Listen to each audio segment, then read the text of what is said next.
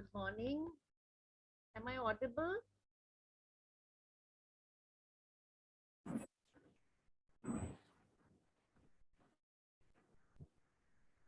Madam, good Am morning. I audible? Good morning. Good morning.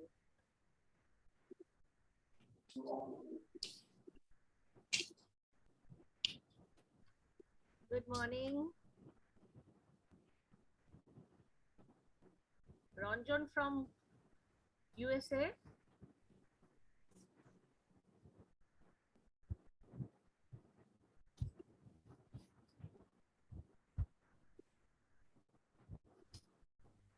Am I audible? Hiten, am I audible? Yes, madam, you are audible. Clearly? Absolutely. Okay. You are audible.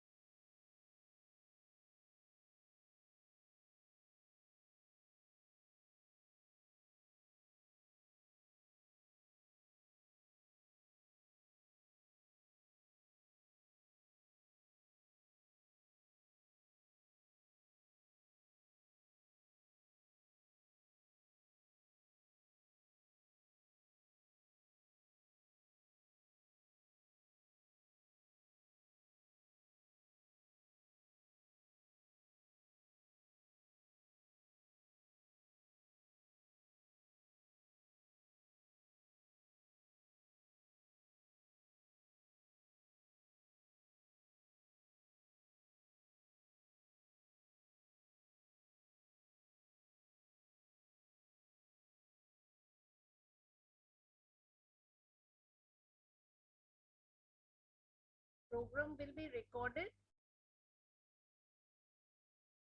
Yes, madam, recording is going on. Okay.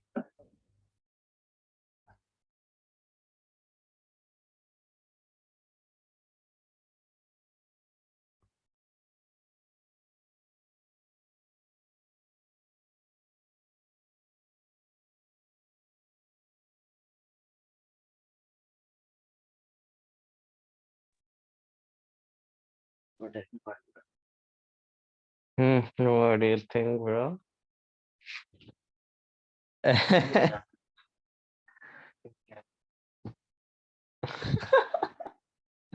There's some Zoom meeting. हाँ, women's schizophrenia में भेजता हूँ link एक minute. Not yet. हाँ? On रख ले.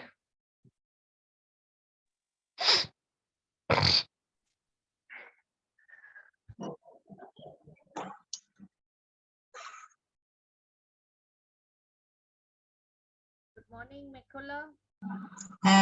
Hello. Good morning.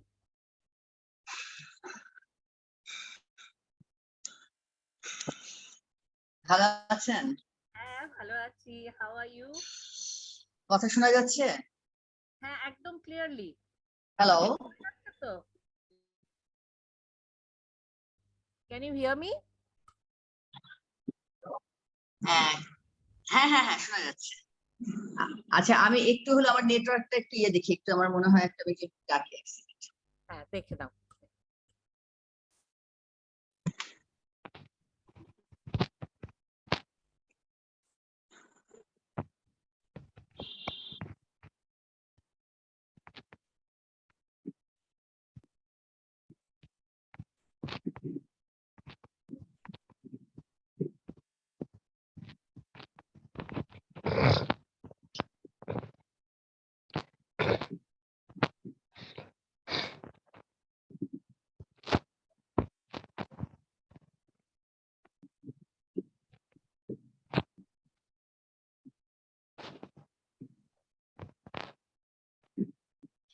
Morning, good morning. Good morning. Good morning. Good evening. Good, of course, good evening to you. Good evening. Yes. Ranjan. Ranjan and Gautam da, so you've joined it. Actually, recording has started already. So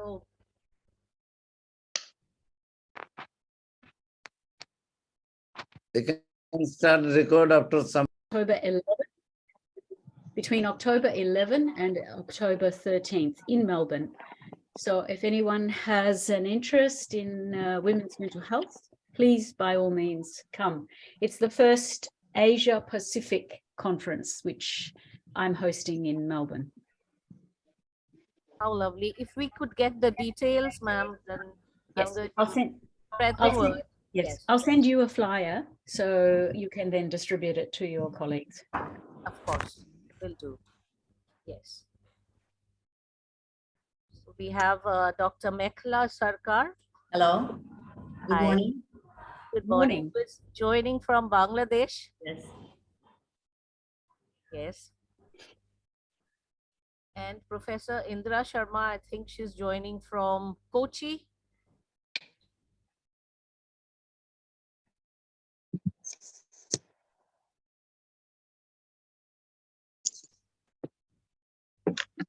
Do we have Dr. Neena Roy from Nepal?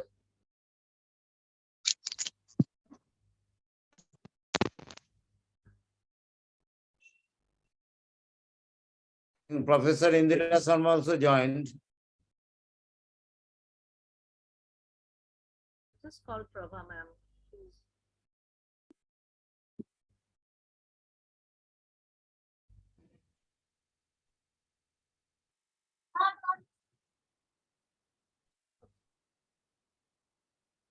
With your permission, shall I start? Yes, Sarmishtha, please go ahead. Okay. Good morning, good afternoon, and good evening to all the participants all around the world. I think we are covering San Francisco to Pakistan to Bangladesh to India and to Australia as well. So it's a Sunday, lovely Sunday morning, afternoon or evening, wherever you are. Here we are today for the observation of World Schizophrenia Week. And we all know that World Schizophrenia Day is on the 24th of May. And this program is organized by Women Mental Health Speciality section of SAARC Psychiatric Federation. And so I think the Federation has done a lot of programs. And our chairperson, Professor Indira Sharma, co-chairperson is myself. And we have our convener from Bangladesh, Dr. Mekhala Sarkar. So we've done many programs, and this opportunity to observe the World Schizophrenia Week is very important for all of us. So schizophrenia in women, is it different from schizophrenia in men? Because as we know that there are several times when women are more vulnerable, like before menstruation, during pregnancy, postnatal, and following menopause. So today we have a very distinguished speaker, an eminent speaker, Professor Jayashri Kulkarni from Melbourne. And I think I've been trying to get her for a very long time. I wanted her and have been following her research for a very long time. So this is a great opportunity. And she's going to give us a view on her research and advances of management and treatment of schizophrenia in women. So I would like to, request all the participants to give your questions in the chat box. So we have a discussion and question session after her presentation. And we have two extremely distinguished chairperson, Professor Prabha Chandra, and from NIMHANS Bengaluru, and Dr. Neena Rai from Nepal. So I welcome you all, and I would invite Dr. Gautam Saha, the president of SAARC Psychiatric Federation, to welcome the eminent speaker and the participants. Dr. Gautam Saha, who's joining us from San Francisco. Thank you. Thank you, Sarmishtha, Dr. Sarmishtha Chakrabarti. It is really great pleasure as a president that organization like SAARC Psychiatric Federation, we are doing continuous program, CME program. In fact, last month we have done. Time we are doing on schizophrenia, especially in women, and it is done by the Women Mental Health Speciality section of SAARC Psychiatric Federation. And definitely I'm grateful to the total team like Dr. Sarmishtha Chakrabarti, Dr. Indira Sharma, and also Dr. Mekhala Sarkar from Bangladesh. They have done a wonderful job, and we have our respected speaker, Dr. Jayashri Kulkarni, who will speak today, and also the two eminent psychiatrists as the chairperson, like our own Dr. Prof. Chandra, and also Dr. Neena Rai, who is the joint secretary of SAARC Psychiatric Federation. So I don't want to stand in between the science and organizers, and I just only tell that schizophrenia and women, there are lots of problems, not only in schizophrenia, whenever you consider the mental health. In gender is a factor. Sometimes for women, we need some special care, and also not only because of the socio-demographic factor, but also the biological factors are there. So I am confident that our speaker, Dr. Kulkarni, will do justice, and we will learn a lot from her. And definitely, again, I welcome all of you, all the delegates present here, and especially the senior psychiatrists, and also the other psychiatrists, other part of the, not only India and other part of the country, and also the other countries under the SAARC Psychiatric Federation. So it is a great opportunity to learn the subject, and it is the first, I think in this time, we are the SAARC Psychiatric Federation, we are doing the first program on observation of the World Schizophrenia Day. And I hope that there are lots of programs will be organized by some few organizations, but this is the starting point, and I hope the ball will roll start from our end. Thank you so much. Thank you so much, Dr. Gautam Saha, for the introduction and the welcome address.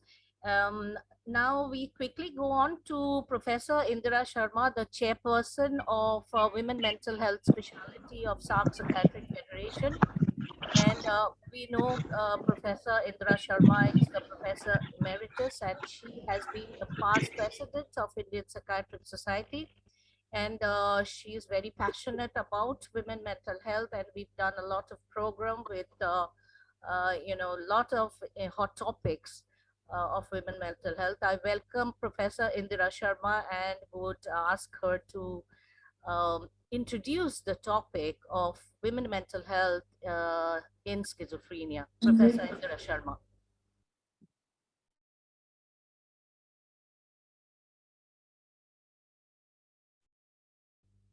Ma'am, are you there?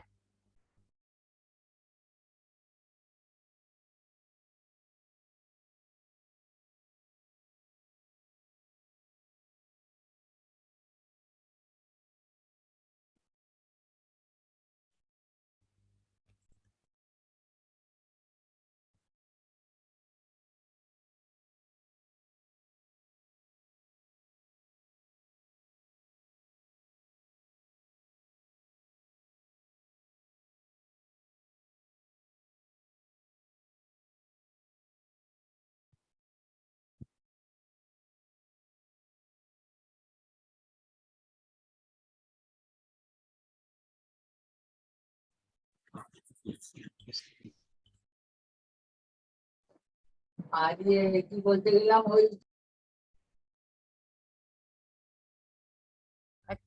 don't know if I think you go ahead, and if whenever she join, definitely she will speak then. Okay, great. I think we'll go on to the program then. And first, let me call upon Professor Prabha Chandra. I think Professor Prabha Chandra is, she needs no introduction whatsoever. I mean, her immense work in Bengaluru in NIMHANS and her research, and she is actually been a role model for many of us with the huge amount of work she has done. She's the president of International Association of Women Mental Health, and she has always encouraged all of us to and helped us, and she has been helping me to contact Professor Jayashri Kulkarni. Thank you so much, ma'am, for your input in this program. And Dr. Neena Rai, who is joining us from Nepal. She's the Associate Professor, Department of Psychiatry in a teaching hospital in Kathmandu, and the General Secretary of Psychiatrists Association of Nepal, and Joint Secretary of SAARC Psychiatric Federation. So welcome both of you, ma'am. And I would like to hand over the program to the chairpersons to introduce the topic and the speaker. Thank you. May I start? Please, let's start the academic program. Yes. So good morning, good afternoon, everyone. It's such a pleasure to have all of you this Sunday morning, and particularly to see my good friend, colleague, collaborator, Dr. Jayashri Kulkarni, who really needs no introduction. She's internationally renowned for her work in women's mental health. She was the president of the International Association of Women's Mental Health, manages and has started actually as the director of a very large women's mental health service and hospital in Melbourne, the first of its kind in the world, I think, if I'm right, Jayashri. Yes. In addition to working in the field of perinatal mental health, she's done, as we all know, has done a lot of research on women in schizophrenia. Her particular interest is in treatment, and she's published several RCTs, and you will hear about it, about using SERMs and estrogen in treatment-resistant schizophrenia in older women. In addition, she has particular interest in the area of complex trauma, and we've had some great discussions on the overdiagnosis of borderline personality disorder in women and not focusing on trauma. And we all know that trauma, hormones, adverse childhood experiences, all of this together impact women with schizophrenia. And there's so much of literature now on how schizophrenia may manifest very differently in women. The course may be different, and also the role of adverse experiences may be much more heightened in women compared to men, and also influence psychopathology. We all know that women with schizophrenia are also prone to more abuse, also prone to more violence at home, and of course more stigma. So at a time like this, when we are grappling with less resources in most health situations, fewer community services, the fact that people also have lots of comorbid medical conditions. The recent Lancet review on Gone Too Soon, basically also heightening the importance of physical health in women with schizophrenia. I think there is such a wide range of things that we need to discuss, and who better to discuss that than Professor Jayashri Kulkarni, who's dedicated her life to working with women with schizophrenia, and probably is the authority currently globally in this field. So I'd like Dr. Neena Rai to make a few comments before we hand over the mic to Dr. Jayashri. Thank you, ma'am. Indeed, it is my pleasure to be here in this forum from Nepal. I believe that ma'am has already talked, most of the thing has been already covered, and introduction about the Jayashri. So being in South Asian country, like I believe that women face a lot of problems, especially like when they are pregnant, when there is a when they are pregnant, when they are giving birth, and when are like during postpartum period. And so I think that that has to be taken into consideration. I believe that these things will also be covered during this webinar. And working in this field for like more than 8 years, I have often experienced like whenever the like patient party or patient attendant comes to OPD, there is a misconception that like where like they will ask us, Doctor, shall I marry my son or daughter off so that the mental illness will be cured? So how to handle all these things? So I believe that we need to work more on awareness program and the stigma related to psychiatry. I believe these all things would be covered in current webinar. So I would also like to I'd also like to say that this program will be very fruitful. So I hand over this to Dr. MC. Thank you. Jayashri, are we ready to start? I'm ready. Yes, let's start. All right, let me share my screen.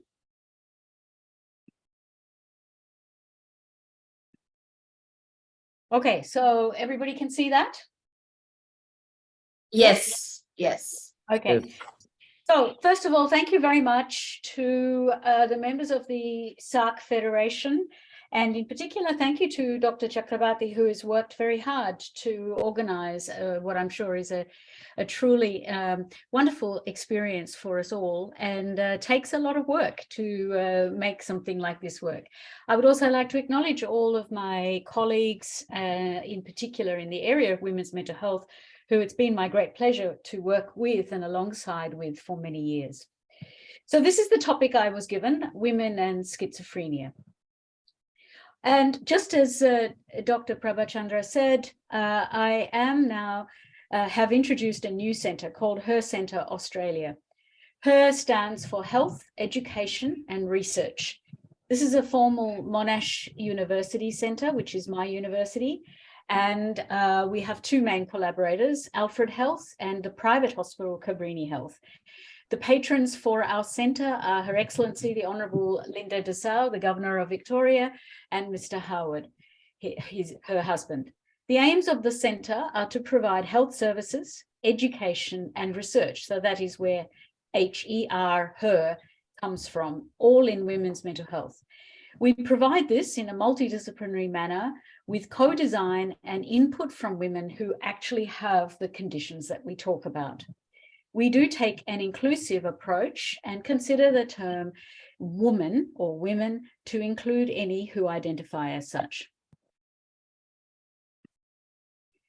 So psychiatry, as we're all well aware, is one of the biggest areas in terms of growth of demand and need. And in particular, the past 3 years has seen heightened activity also by women, and especially the West, but also in the East. There have been many marches and political activities to gain true equality, and particularly in the US, again, the arguments about reproductive rights has surfaced all over again. In Australia, there have been huge marches across the country in solidarity of the rights of women, particularly against violence issues. And also the sense of a number of legislations in Australia and other parts of the world about violence against women give the sense that in general, women are saying the time is up, it's time to take action and not just keep talking. These are examples of the social activism, certainly beginning in the last 5-6 years with the #MeToo movement and then the Time's Up movement, but certainly a lot of the Roe v. Wade protests that are happening in the US as we speak. Mental health policy globally does not consider women's mental health as a separate and important area of need. This is the work that I did with Marie Dugan and others when we were talking about investment in women's mental health to strengthen the Australian economy, but the same would apply in any other country in the world. So often we get asked questions, why are you proposing to study, and why are you studying women with schizophrenia as a separate group to men with schizophrenia? There are several areas that are really important to understand, that there are differences in the way women with schizophrenia present and the way their illness is expressed. The epidemiology, genetics, and neuroscience actual differences between women with schizophrenia and men with schizophrenia might actually shed some light on the etiology of the disease itself. There are biological factors in women which modify outcomes. There are gender factors that obviously impact on the treatments. And the impact of schizophrenia on women impacts in general society.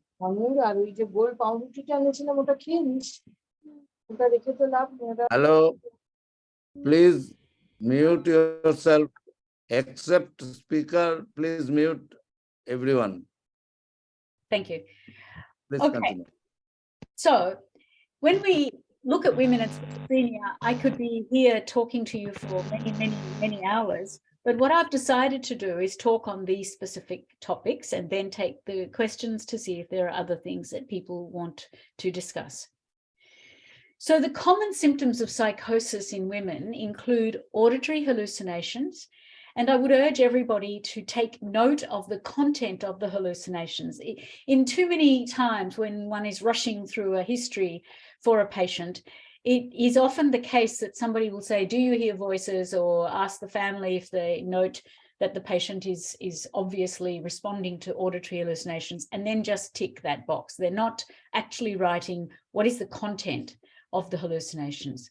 Similarly with the delusions, it's important to understand that women have more paranoid delusions, more sexualized delusions, and the content again is important to take note of.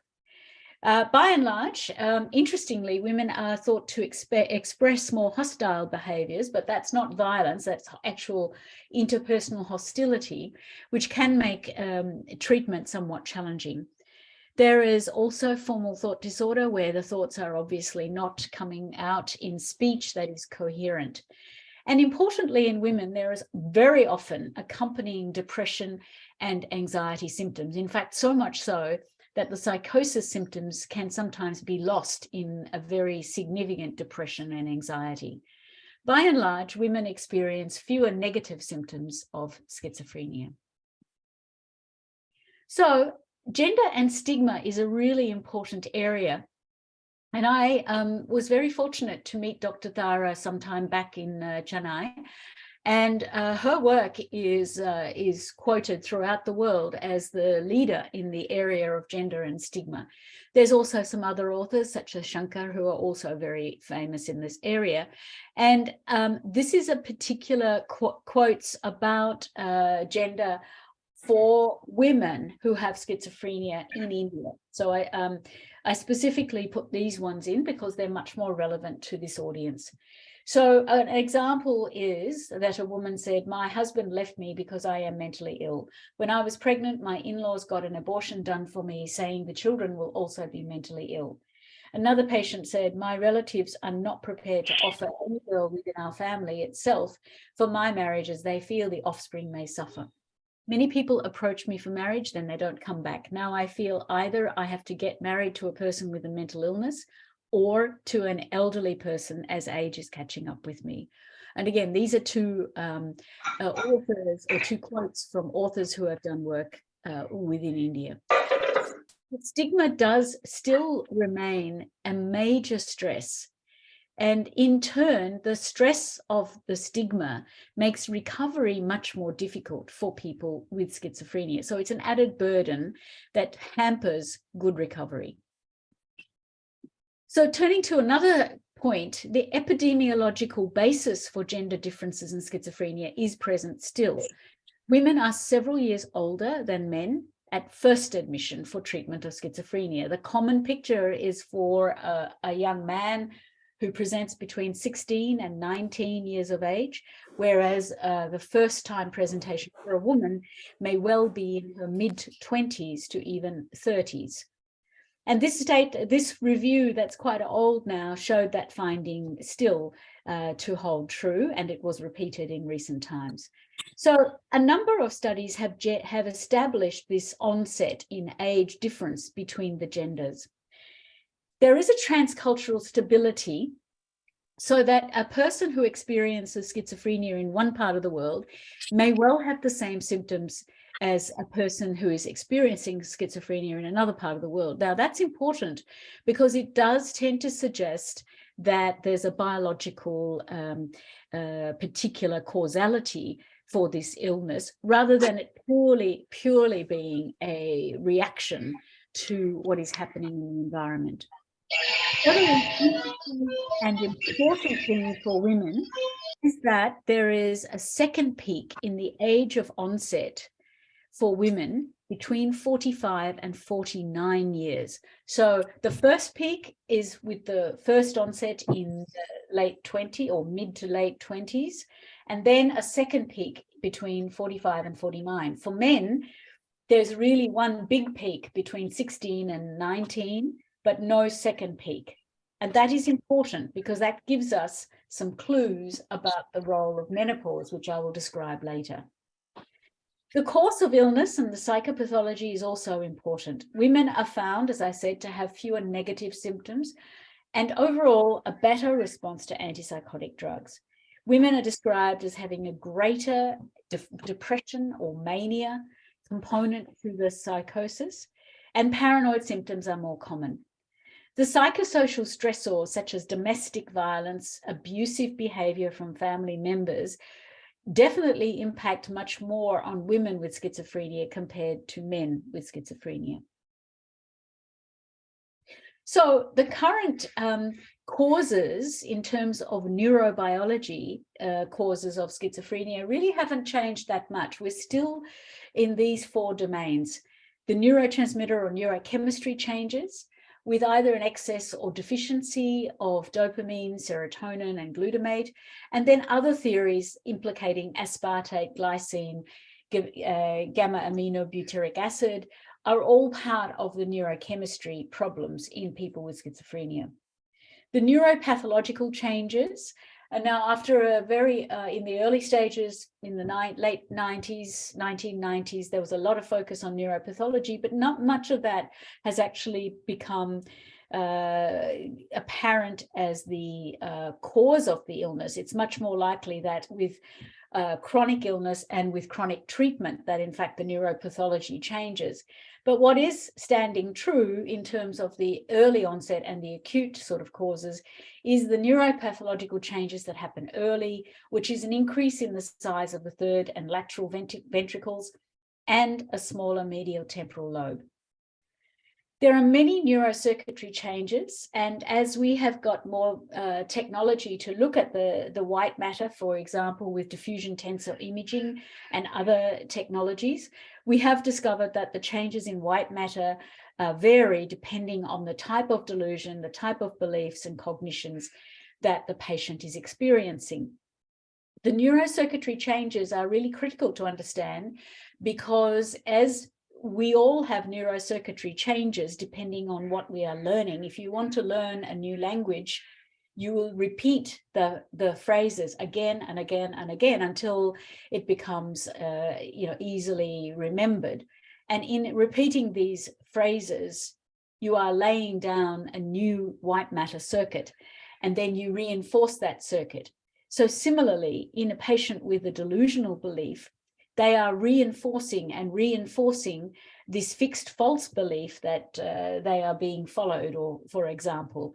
And so again, the neurocircuitry changes, or the hard wiring of the brain is affected, but can be disentangled with approaches such as cognitive behavioral therapy, where you shift the attention and focus. Also, medications do help to change some of the fixed delusional material. The neurohormonal changes are really important too, and my work has been in the role of estrogens in the presentation and ongoing perpetuation of the symptoms, which I will go into in more detail. So if we look at the estrogens, what we find is for females versus males, and this box is comparing the two, that when there is low estrogen phases for women, either in the monthly cycle or in the life cycle, which is with menopause, that there are diffuse symptoms in the low estrogen phases without too much difference in the clinical picture to the men. That's when there is steady state low estrogen, which you see in children, young girls. So it really is about the different causes at this point. So you'll see between the ages of 0 and 15, with the onset of schizophrenia in men, the neurodevelopmental issues really seem to be at the heart of why young men at this age are developing schizophrenia. By the time we move to the post-pubertal group between 15 and 20, we find that there are rapid fluctuations in estrogen in both genders, but it's particularly marked in women. And here we do often have cases of psychosis of puberty. The more I've been in this field, the more I'm inclined to think that we have actually the same sort of process in puberty as we have in menopause. It's just at the opposite ends of the reproductive cycle, but the same fluctuations are occurring in the brain in puberty as they are in menopause. And so it's not surprising that we see the rapid onset of psychosis of puberty in girls when there are fluctuations in estradiol in particular. This is transient, and so the psychosis of puberty can be transient. It can be really evident, for a week and then suddenly disappear and then appear again. And it also is very affective symptom laden. So the young adolescent girl may well present with psychosis as well as an overlay of manic symptoms, and it can be a very difficult diagnostic picture. For boys between this stage, this is between 15 and 20, really the schizophrenia is established in many cases, and this would be called first onset of schizophrenia. And so we don't have the same fluctuation as much. Of course, it can happen, but it's not as much. And the classical symptoms are already there. Then in the middle ages, or not middle ages, but in the young adult between 20 and 30, women, of course, can experience postpartum psychosis, post-childbirth.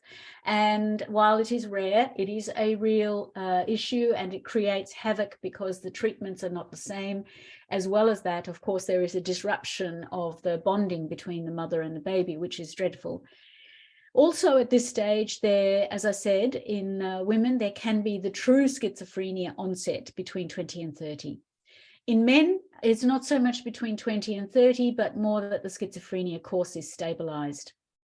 So between 30 and 45, this is a more stable period for many women with increasing stabilization of their psychosis or their mental health, and the same for men. But then there is another peak that occurs somewhere between 45 and 50 at least, which coincides with the menopause onset, and that is occurring in women with late onset schizophrenia being present. Interestingly, for men, as they get older, there appears to be some amelioration of their symptoms, especially if they have good treatment and an established lifestyle. As Dr. Chandra said, as Professor Chandra said, I would like to take a minute to actually talk a bit about the role of trauma in schizophrenia. And I think far too often we tend to ignore or take a history of emotional, physical, or sexual abuse in particular very lightly, or discount it because we think that she's mentally unwell. Therefore, the validity of the history is not given much attention. And in particular, if there is something terrible going on within the family, that in fact the family members may prevent the patient, the female patient, from speaking up. So this is an area which is under studied in some ways, but also I think in clinical practice, when we're particularly busy and stretched in terms of huge workloads and trying to get through a clinic or whatever, it's not very often that we will stop and take a good history of emotional, physical, or sexual abuse from the patient themselves. And it is critical, because what we are now talking about in the etiology of schizophrenia is not whether something is biological or whether it's psychological or whether it's social contextualized. It is all of the above. And so we have to understand that neurobiological impacts of early life trauma in women really do have a big impact on the psychiatric health and well-being of this woman, and that it can mimic some of the symptoms of schizophrenia. So we're very pleased that the ICD-11 classification system includes this diagnosis, complex post-traumatic stress disorder. It is not there in the diagnostic statistical manual, which the US psychiatrists particularly use. And I think that is to the detriment, because there are many, many patients where complex post-traumatic stress disorder is a really critical disorder to consider. It is a disorder that has symptoms that overlap with psychosis, or it can actually be the underlying primary cause of the psychosis.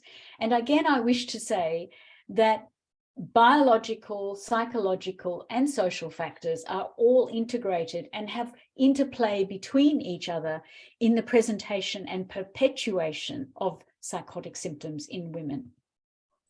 Now, this is a diagram that looks at the neurobiological pathways of the brain impacts of early life trauma and schizophrenia. So I don't intend to go through all of it, but I think it is, again, just to underline that there are some really major pathophysiological pathways that link childhood trauma and schizophrenic symptoms. And so again, you can see, for example, that if there is a genetic predisposition with some of the COMT genotype or some of the Val66 polymorphisms, and the BDNF, as we know, is a critical genetic factor here, it is going to also interact with the dysregulation of the hypothalamic pituitary axis, as well as having hypomethylation of repetitive DNA sequences. So you can get the interaction between all of these areas to result in the symptoms. I will send, I think I already have sent my slides to Dr. Chakrabarti, so you can have a look at that later on. So I come back to the slide I showed you before, the common symptoms of psychosis in women. Could this be that some of these, in some patients, not all, but some patients, could they be due to trauma? And my answer is yes. Again, I've seen many women where the content of their auditory hallucinations is they have, when you take the content into account, they will tell you that they hear the voice of a perpetrator of abuse. And often it is a male voice, and often that voice is continuing to say terrible things to the woman or telling her to do this or that or the other, but she can identify who this voice belongs to. And we can understand that in the woman who has perhaps had early life trauma, that what has happened is that particular voice has become encoded in some hard wiring and then reinforced as there is more trauma, so that it becomes a reinforced white matter circuit. Similarly with the delusions, Many women are thought to have more paranoid delusions, more sexual delusions. But sometimes what we forget is that most delusions have a central core of truth, that there is something right in the middle of the delusional pattern, and then it is elaborated. And so what we need to do, part of our job as psychiatrists and detectives in the field, is to actually dig deeper to find out what is the core of this. Is there any particular issue? And is this patient safe? Or is she actually in a trauma situation that is actually making things worse? The hostile behaviors, if we think about the women with trauma, sometimes they are actually defending themselves. It is a common response of a human being that when under attack, you will try and attack back or defend yourself. And of course, the formal thought disorder, which is an extreme difficulty in getting the thoughts together, is about sometimes that extreme stress expressed in an incoherent speech. And the depression and anxiety symptoms that accompany psychosis in women are very clearly going to be present when there is early life and ongoing trauma. Now, I'm not saying that schizophrenia in women doesn't exist. Of course, it does exist. And of course, you will find many, many patients who have true schizophrenia without any history of early life trauma. But there are a significant proportion of women who have been diagnosed with psychosis or schizophrenia of some type who might actually have a form of complex PTSD for which the treatment would be different. And my urge to people is to say, can you stop and just consider this in your day-to-day practice and think again about the patient in front of you, about whether there is something else going on in her life. This is a diagram that I've published, which is about the theoretical bioetiology of brain trauma. So let's examine the situation of the young woman who has early life and chronic stress, such as an abusive household situation. It is probably an underemphasis to call that just stress. That is actually a severe abuse. And this abuse in a young girl will lead to cortisol dysregulation, cortisol being the stress hormone from the hypothalamic pituitary adrenal axis. But see, stress or early life abuse in a young girl's brain definitely has effects on many other systems, including the immune system. So many times we see these patients, when they are adults, present with altered neuroinflammatory markers, and some of our work that we're just going to be publishing soon shows, in fact, altered TNF-alpha, and the IL-3 to 6 system is altered in women who, as a girl, had early life abuse. There are autoimmune diseases common in this population, such as irritable bowel syndrome, fibromyalgia, and many different sensitivities to medications. The neuroendocrine system itself is also disrupted because once the HPA axis is dysregulated through cortisol, there is a dysregulated HPG axis function as well. And here we find that there is a greater number of women who suffer from PCOS, polycystic ovarian syndrome, or premenstrual depression. And these are the same women who have perimenopausal relapse of symptoms. As well as that, there is a high level of anxiety in this population. Now you can say, well, yes, that's part of the psychosis spectrum, but it can also be part of the trauma spectrum, as well as which it is a marker of cortisol dysregulation. And there is a low threshold for re-trauma. So once somebody is experiencing significant trauma in early life, it is as if they have no more resilience, or they have less resilience because they've had to use many mechanisms to just be able to exist, and they've really run out of their capacity to cope with any more traumas. So they actually have a low threshold for re-trauma. And our work suggests that, in fact, in this particular condition, unlike schizophrenia, glutamate is the main neurotransmitter system that is disrupted, and it is overactive. So in this condition, if we take, say, the woman who's presenting with some superficial on first observation psychosis symptoms, but then after careful history taking, we actually discover that she has a very prominent early life stress or abuse story. We then change the diagnosis to complex PTSD, and we use a different medication approach. Here, we will use glutamate modulators. And the biggest glutamate modulators are, of course, lamotrigine, topiramate, and I'm also working with memantine as a treatment trial. There are fewer glutamate drugs compared to antipsychotics, but we do find that we get better response in terms of this diagnosis with that particular treatment.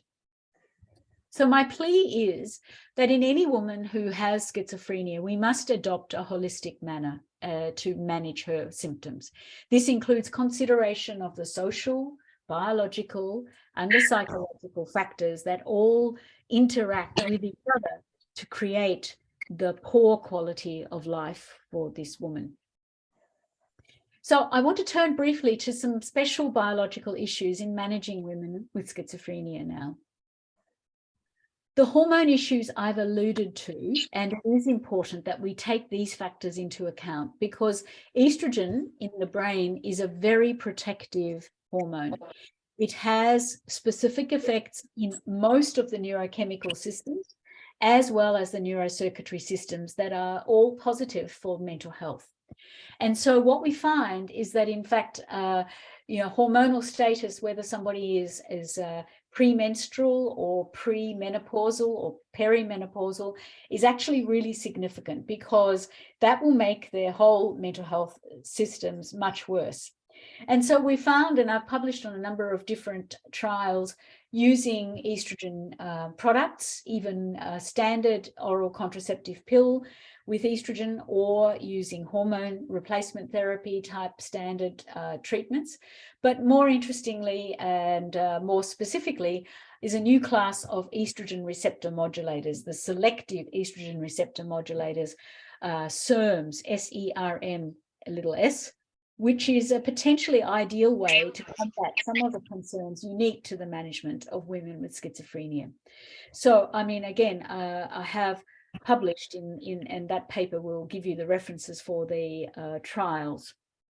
I want to speak a little bit more about managing pregnant with schizophrenia. Now, I know Professor Chandra is a world expert in perinatal psychiatry, but here is an area that is not handled particularly well globally by the pharmaceutical industry, which is about drug safety. Medication management of women with schizophrenia in pregnancy was not considered a priority by many pharmaceutical companies that make drugs, which has meant that we actually have not had a database internationally and objectively that lets us understand the drug safety in comparison. Which drug is more safe? Which drug has more potential for fetal or emotional abnormalities in the developing fetus later on?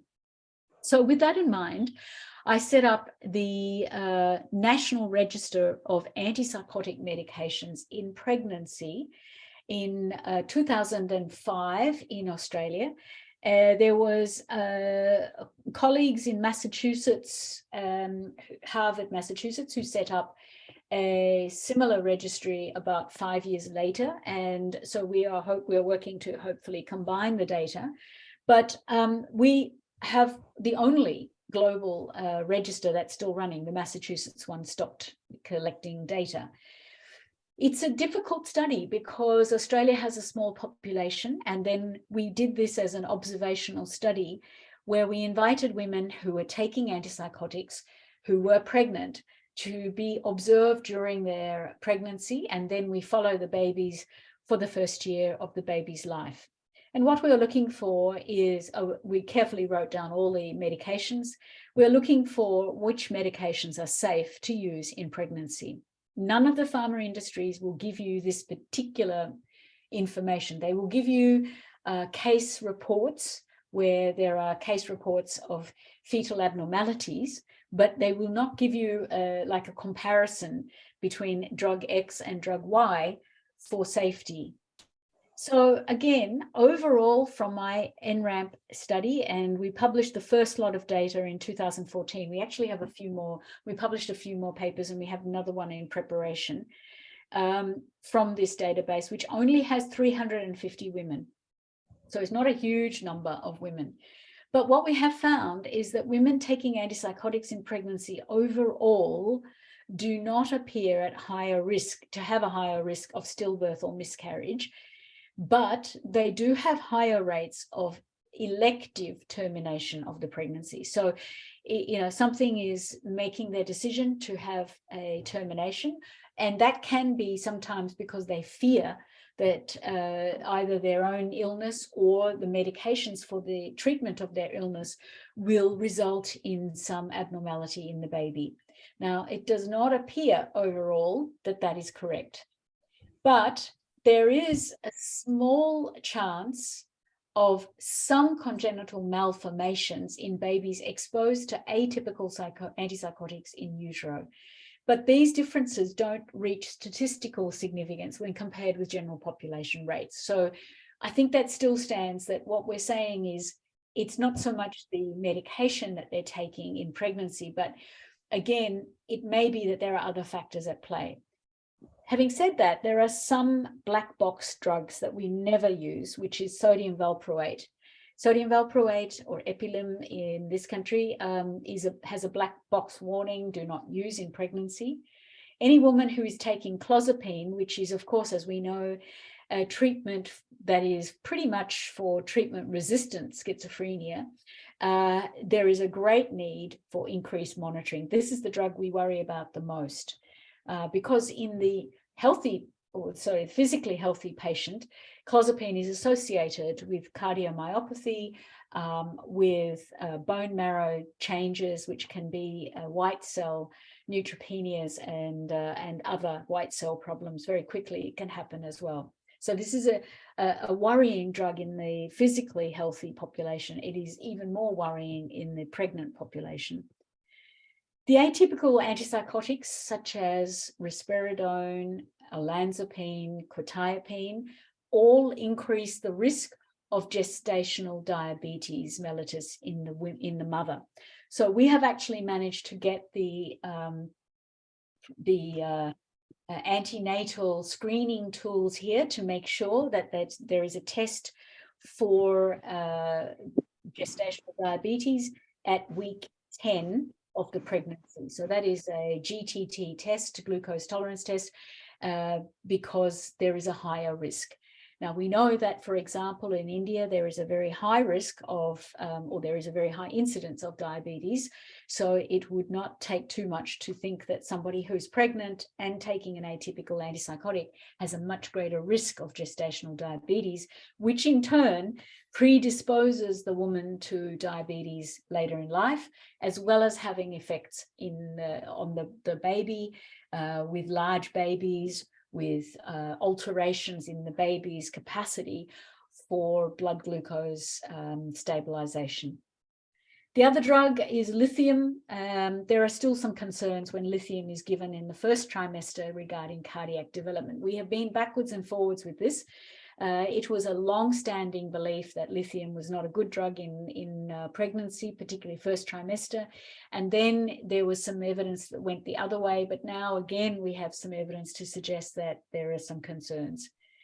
The question about SSRIs, so the antidepressants, the fluoxetine, the common sertraline, and other SSRIs being used in pregnancy is still the subject of a considerable amount of debate worldwide. We know that some of them cause fetal pulmonary hypertension, and so therefore it's not used.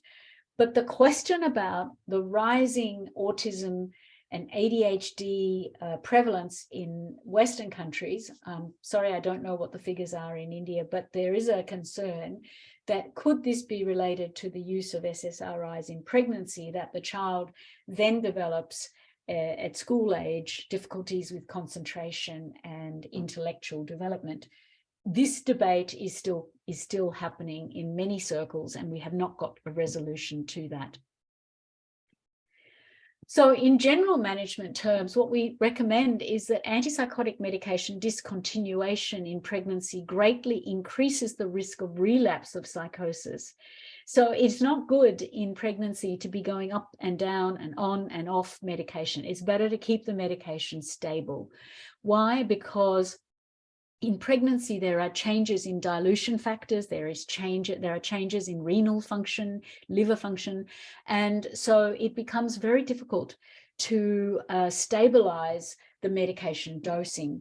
So we want the mother, to be very stable as much as we can in her mental health, because she has a big job to do once the baby is born in terms of attachment to the newborn and the baby, and then also to provide the necessary bonding and mothering. Unfortunately, if the mother relapses with psychosis, with schizophrenia, there can be an attachment failure, and sometimes there's a separation of mother and child. Clinicians should assertively manage obesity in women of childbearing age with schizophrenia. It's really important that we advise on healthy eating. The mother is not eating for two, and nor should she be encouraged to eat whatever she wants, because once the obesity, or once in particular, if there is medication on board, such as, say, for example, risperidone or quetiapine, then her weight will go up exponentially, and that can create problems, including the onset of gestational diabetes. We need to monitor more carefully in women who are taking these medications with continual assessments for glucose tolerance, cholesterol and triglyceride, and weight gain assessments. I talked about the early glucose tolerance test in pregnancy. And one of the things that we always ask our mothers who are taking antipsychotics in pregnancy is that they should have their babies in a big tertiary hospital. It is not safe to deliver these babies in the house or in a smaller community setting, because often these babies are the ones that are born very large. They may need obstetric intervention. There can be high rates of respiratory depression and hypoglycemia with poor APGAR scores and withdrawal symptoms also. And the withdrawal symptom from quetiapine in particular is a really significant one. It looks like an opioid withdrawal, but it's not. And there can be muscle tone abnormalities and somnolence in those babies. So again, all of this needs to happen where there is good pediatric care available. Most babies exposed to antipsychotics in utero from our study, when we followed them at 12 months, are doing okay. They are walking and talking at about the right age.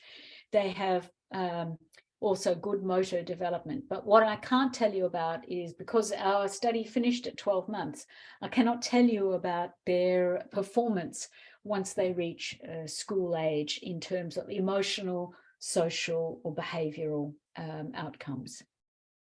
And quickly, my last topic I'll touch on is menopause. Menopause begins in the brain from a very early age. Menopause is a 10 to 12 year process. It is not just a simple process that it occurs with hot flushes and cessation of menstrual periods. That is the end part of it. It actually starts in the brain from about age 43 onwards and begins with depression in people who have never had depression. But in schizophrenia, menopause can be the cause of a very big relapse in the mental health. So the reason is because estrogen has a neuroprotective effect in the CNS, and as the levels fluctuate and decrease in menopause, then the psychosis symptoms that may have been adequately stabilized suddenly become unstable and can worsen. So you should take note if your patient is continually relapsing despite taking antipsychotics, and if she does not have any new psychosocial problems, then more than likely the cause of the relapse in your 43-year-old or 45-year-old woman is probably going to be menopause. So if that is the case, it is worth trying to add HRT, which is a standard estrogen or standard estrogen plus progesterone compound, as long as she does not have breast cancer or cervix cancers or issues. The standard HRT, which we use here, is 50 micrograms transdermal or skin patch estradiol plus 100 milligrams of oral prometrium. This is a micronized progesterone at night, and it has a really good effect in the brain. We also monitor for general health in our middle-aged women, looking for diabetes, hypertension, cholesterol, breast screening, cervix screening, and also we check for blood clotting profiles. So with that, I'm very grateful for this opportunity to speak to everybody, and I strongly recommend that we all band together to discover new ways forward, because women's mental health is an under-recognized and under-resourced area.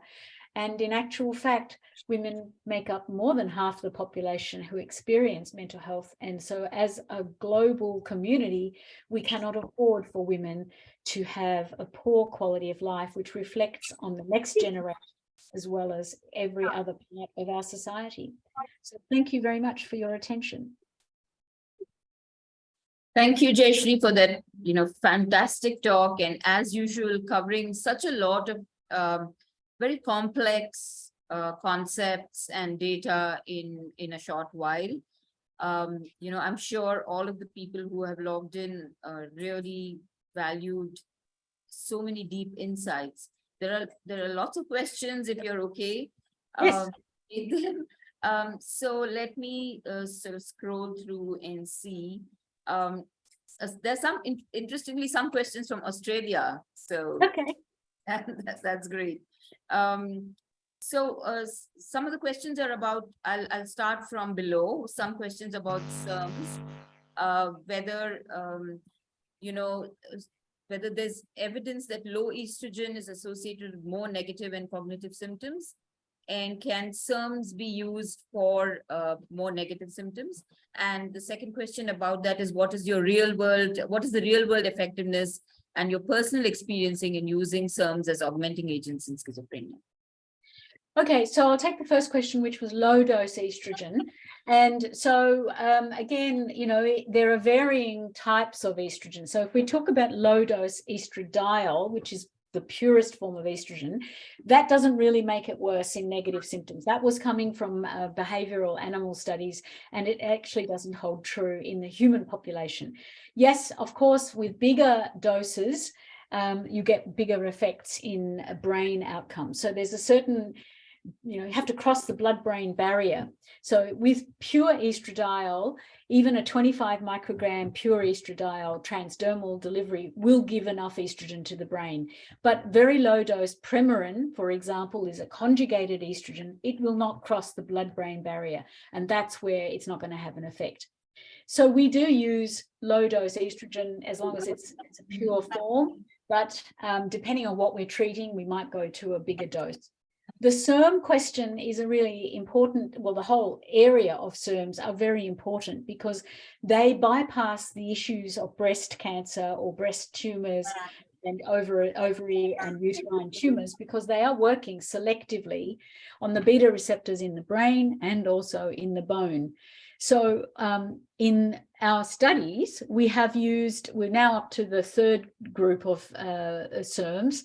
We started with raloxifene, which is still available, and it is a treatment for osteoporosis. So we have found that that is very useful to use raloxifene in patients who you are not able to control their symptoms, psychosis symptoms. You might want to add in raloxifene. So again, my colleagues in Barcelona did a study on negative symptoms, and they found that the negative symptoms improved with raloxifene. We found that you need a bigger dose to improve. That's 120 milligrams per day of raloxifene to improve both negative and positive symptoms. We're now working with bazadoxifene, which is a much more potent SERM, and it's proving to be really good in terms of cognition. It is available in some countries. I'm not sure about India, forgive me for that, but I know that it's available in Europe and the UK It was available in Australia, then it went off the market when everything shut down in COVID, but we know it's coming back. So I'm sorry I can't answer the question in India, but bazodoxephan is a very useful SERM, and it can be used in clinical practice in patients. The proviso is that you can't use it in a patient who has had a pulmonary embolus or a DVT within the last 2 years, because it impacts adversely on clotting factors. So that's the two groups that I avoid using the SERM in. But other than that, yes, my real world experience is that augmenting antipsychotic treatment with either transdermal estradiol or with a SERM has been very useful. Thank you. There's another follow-up question on transdermal estrogen, whether it can prevent postpartum psychosis. Would you like to handle that? Yes, look, postpartum psychosis is a really important area where there are actually some new allopregnanolone derivatives, and actually they're used in postnatal depression as well. And the idea here is allopregnanolone is the progesterone derivative, so not the estrogen component, but the progesterone component of the gonadal hormones. And it looks like it will be quite effective in that area. I don't think we can use estrogen to prevent postpartum psychosis, because it's very hard to predict who will actually develop postpartum psychosis. And also, you would then stop any breastfeeding activity. You run the risk of blood clotting, because post-delivery there is an increased risk of clotting. So you couldn't use estradiol as safely in postpartum patients.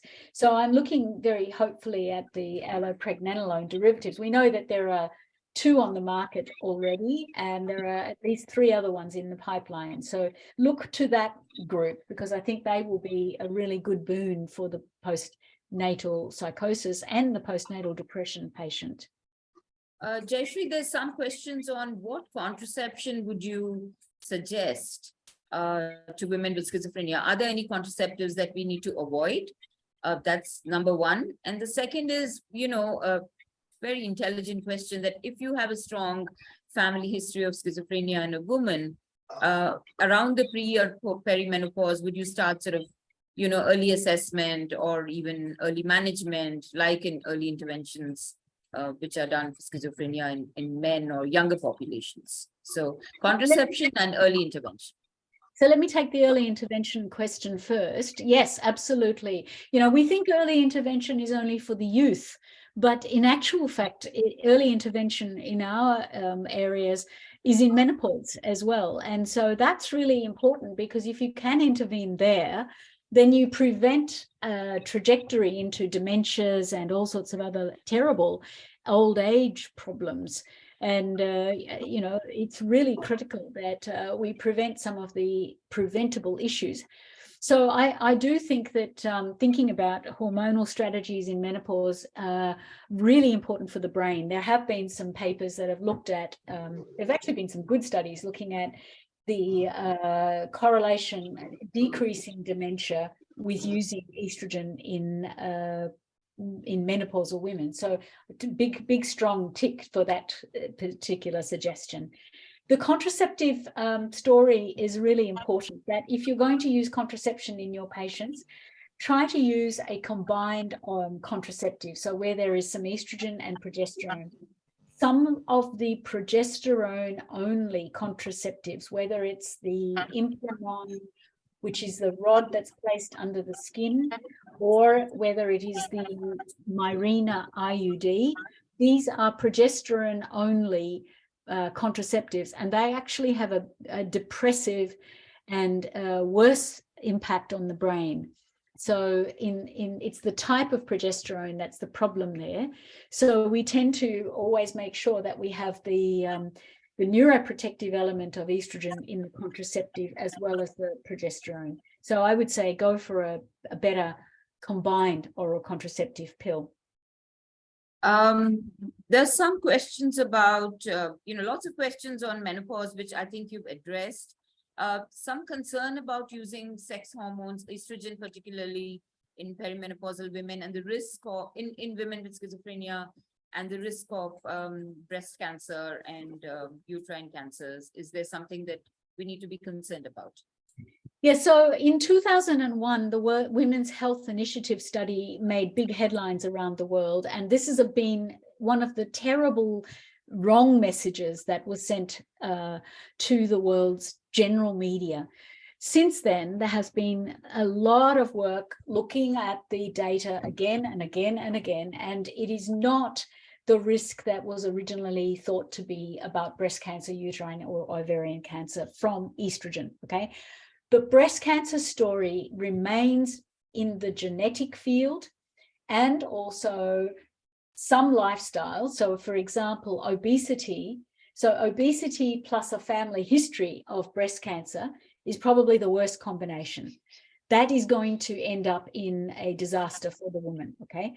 But it is not so much the clearness, there is no clear link between taking HRT and breast cancer. What you can't do is you can't give the estrogen compound to a patient who already has breast cancer. That would not be advisable at all. And nor should you give it in the patient who's recently had a pulmonary embolus or a DVT because they've got clotting issues. Those are the two things that you must avoid.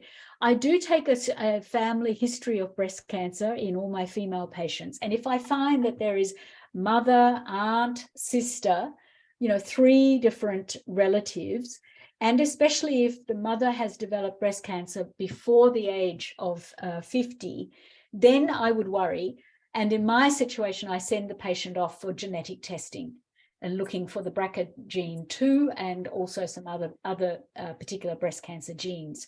So if you don't have access to the gene testing, then take the history and count up the number of patients in that person's family, the female history of who has breast cancer, and make a decision. But the Women's Health Initiative information was a very strong story that actually has been disproved. So please don't pay attention to what happened in 2001. Thank you, Jayashri. I think there are 2 last questions, though there are quite a few questions. I'm just going to take the top 2. The first is, you mentioned, and very rightly so, about the role of trauma-related symptoms and how they might mimic schizophrenia. People want you to elaborate a bit on that and say, how would you differentiate? If a woman comes after an episode of violence or sexual assault, she may be very disorganized. How do you kind of decide whether to start antipsychotics or not? I'll wait for you to answer this question and then ask you the next question. So, of course, this is very difficult. And this is where, I look at my colleagues in cardiology or in other areas of medicine and go, you have objective biological tests. We don't. But one of the things that I would suggest is we take our time. So if we are concerned and we take a big story, we take a deep history of what is going on for this patient, we can then slow down the process of a diagnosis of schizophrenia. There is no rush to make a diagnosis of schizophrenia. If she needs something to settle her, put an asterisk next to that drug, that she can be taken off that drug. One of the things that psychiatrists are not good at doing is stopping antipsychotics. It's as if once a patient receives an antipsychotic drug, they just keep getting that same medication and then other ones. We can always review and stop. And also, it is important that we keep our minds open about the trauma story so that as she starts to settle, you may get a better story, a better history in 1 week's time, or you might have a collateral history from a family member or a friend or somebody else. So I would say, slow down, take your time. We don't have to rush to make a diagnosis and stick with that diagnosis. We can move around and we can then alter the medication to suit the patient at that time. So I would suggest that this is in our hands to think and think again and think again. There's nothing to be lost by that. And another very interesting question. So we have a lot of women who have schizophrenia, let's say, and might go through hysterectomies for a range of reasons.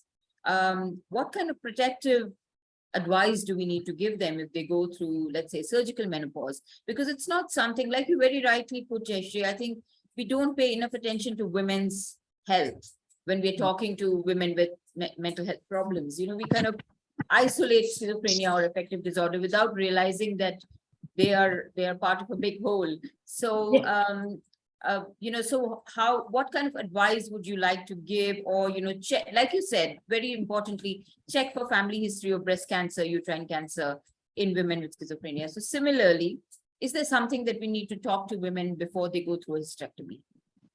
Yes, we definitely do, because I have seen some very sad stories here of very young women who in their 20s have had a hysterectomy because they have premenstrual depression. And somebody thought it was a good idea to just shut down their reproductive cycles, which of course is a disaster, because this is a cycle in the brain. We mustn't forget that the HPG axis, two parts of that, the H, hypothalamus, and the P, pituitary, are in the brain. So whenever we think about gonadal hormones, we need to remember this is all a cycle that is happening in the brain as well as in the body.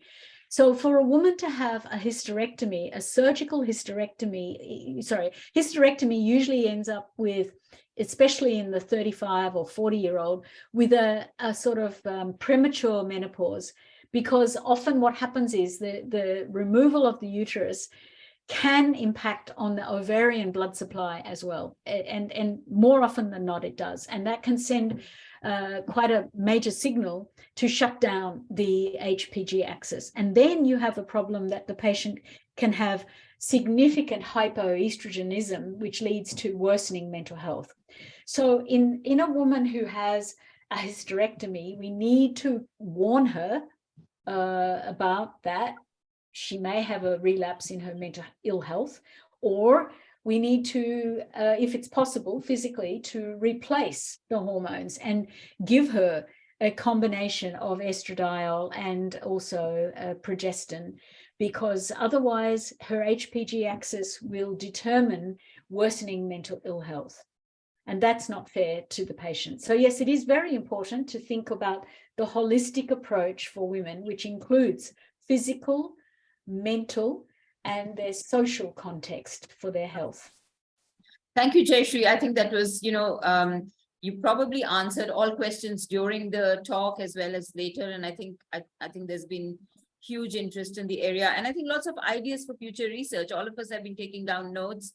And like you mentioned, I think given the fact that, your work in Australia, the numbers are small, I think if we work together and collaboratively, we've tried to do that in the past, but maybe a little bit more actively now, to try and see how we can collate data, look at cultural issues, look at genetic issues in ethnic populations. I think it's so important to do that. And with the SAARC initiative with Dr. Gautam Saha, I think it's another thing that we can do together, working towards, registries and more reproductive health and women's mental health interfaces, and collecting more data, producing more research, in addition to doing all the other good work that you all do.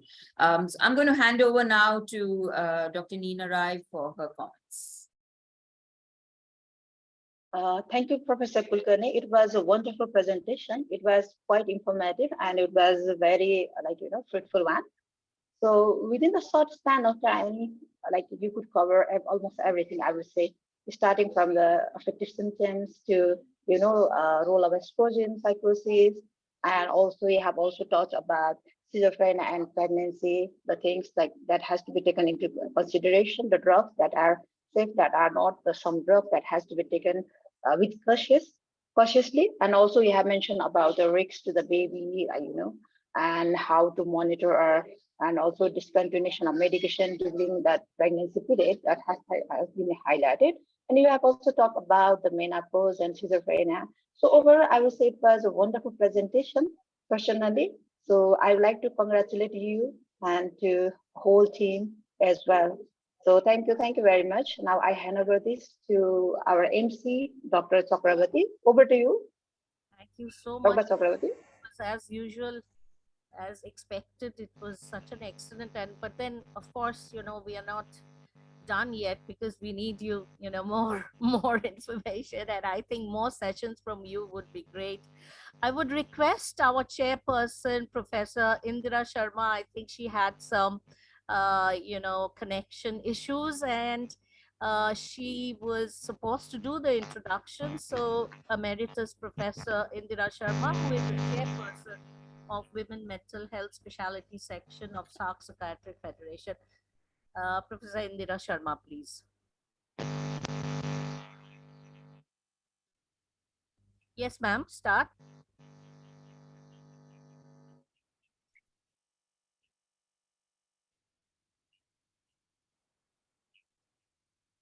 Ma'am, we can't Ma'am, hear no you. voice, no sound. Unmute your. Yeah, she's unmuted. I think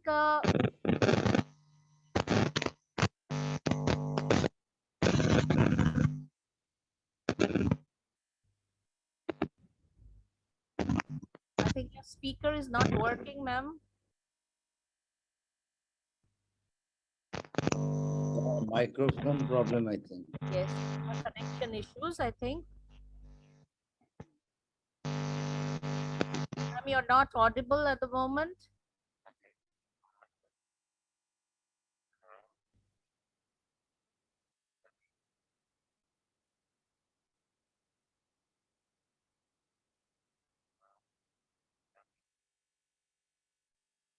Can you try from other device? I think she got disconnected. No, she's still there. I think if you take off your ear plug, I think that would be better. Yeah, just disconnect the ear plug, ma'am.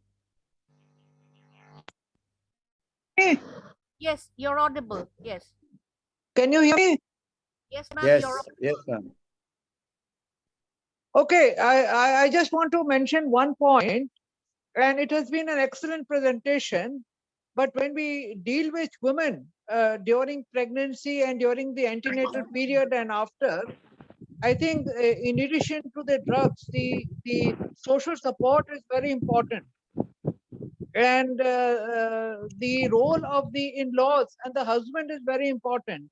And I think we can say this with confidence that there is definitely a role between the presence of negative symptoms, depression, and the poor social support. So now in India, even the husbands are getting paternity leave. And this is because the role of the husband needs to be emphasized. And the other thing is that in India, I'm saying about because the cultural aspects are very important. The woman usually has two homes. One is the husband's home, the other is the parents' home. If the situation with the husband's home, that is the sasural, is very stressful, the clinician may advise to go and stay for a few months at the parents' home, and then after the delivery she can come back. I think these psychosocial aspects need to be considered. Otherwise, I think the points that you have made are really excellent and very relevant, and we have all benefited. The only thing is that further research would be needed to see what particular aspects would need emphasis in different cultures. I think with this, I would like to thank everybody for this, for participating in this webinar, and heartfelt thanks go to the presenter, Jayashri Kulkarni, who has really a profound experience and has given us very good insights into the problem. Thank you very much. Namaste. Thank you. so Thank much, you. ma'am. I would like to hand over the mic to Dr. Mekhala Sarkar from Bangladesh for the vote of thanks, please. Before Dr. Mekhala Sarkar, I just want to comment, as our Professor Prabha Chandra mentioned, yes, we can do a work from SAARC Psychiatric Federation. We have 8 countries under this federation. So if ma'am suggests us or plan, we can plan accordingly, organize some study on women mental health, definitely. Thank you, ma'am. Professor Mekhala Sarkar, please. Thank you, sir. So it is the time of to vote for the vote of thanks, and it is the time to wrap the session actually. So the wonderful Sunday morning actually opens with such a brainstorming and intellectually stimulating session. And as you know that all we are here in the observation of the Schizophrenia Week organized by the Women Mental Health Speciality section of the SAARC Psychiatric Federation. And this observation really gets meaningful with such a thought-provoking session by the keynote speaker, Professor Jayashri Kulkarni. And Women Mental Health Specialty section takes the privilege to thank Professor Jayashri for your wonderful presentation, and which is very, very insightful and opening of the new windows of thought regarding schizophrenia for the women, schizophrenia in the women. And however, Women Mental Health section specialty always is very grateful for the extraordinary and dynamic leadership of our president of SAARC Psychiatric Federation, Dr. Gautam Saha, and your enthusiasm, cordiality, guidance always help us make a very successful program. Thank you very much, sir. And we are always taking the privilege to thanks our chairperson, Professor Prabha Chandra, the Professor of Perinatal Psychiatry, NIMHANS, and the President of International Association of Women Mental Health. And not for today, but we are always thankful and feel privileged for your huge contribution of psychiatry with your huge contribution in this area. And so the SAARC Women Mental Health Specialty also extend our deepest thanks to Neena Rai from Nepal, who is the Assistant Secretary of the SPF. And nonetheless, now it is the time to thank ourselves, the chief wheel of this program, that is our team, Professor Indira Sharma and Professor Sarmishtha Chakrabarti, Chairperson and Co-Chairperson respectively of Women Mental Health section of SAARC Psychiatric Federation for your wonderful background work. And the secret of this smooth, uninterrupted, and very well organized, successful program actually contributed by these two persons actually. Thank you very much.